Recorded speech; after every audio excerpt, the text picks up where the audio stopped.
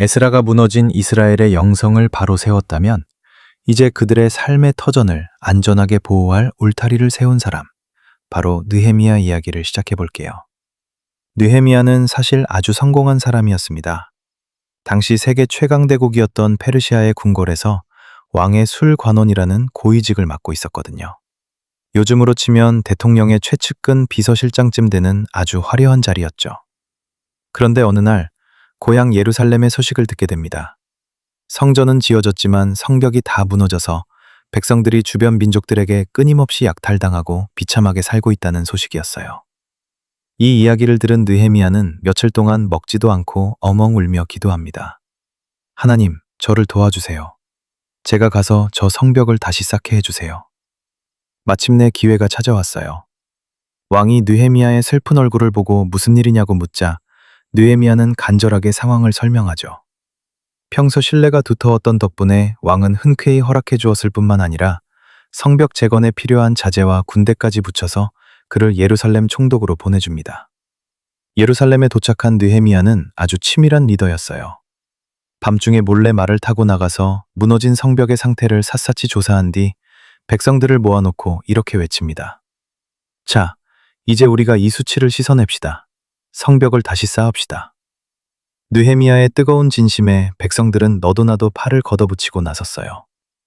하지만 이 재건 프로젝트도 순탄치만은 않았습니다. 산발락과 도비아 같은 주변 세력들이 나타나 온갖 방해를 시작했거든요. 너희가 왕에게 반역하려는 거냐?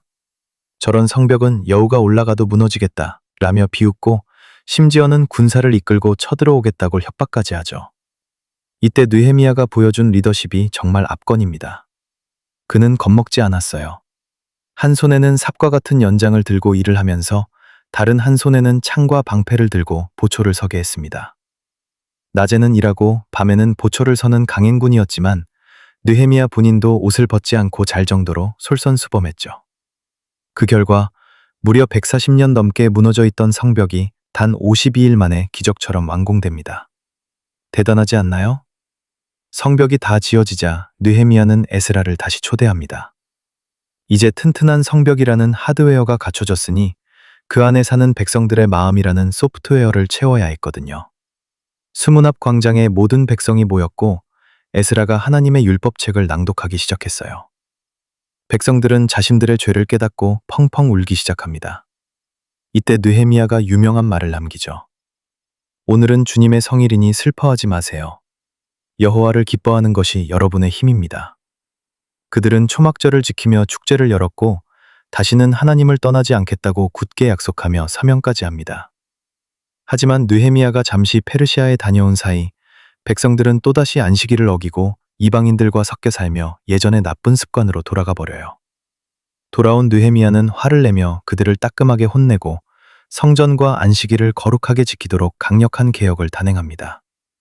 결국 느헤미야는 우리에게 아주 중요한 교훈을 줘요. 기도가 전부라고 생각하지만 사실 기도는 행동으로 이어질 때 완성이 된다는 것을요. 느헤미야는 뜨겁게 기도한 뒤에 직접 삽을 들고 성벽을 쌓았고 대적들의 공격 앞에서도 끝까지 자리를 지켰습니다.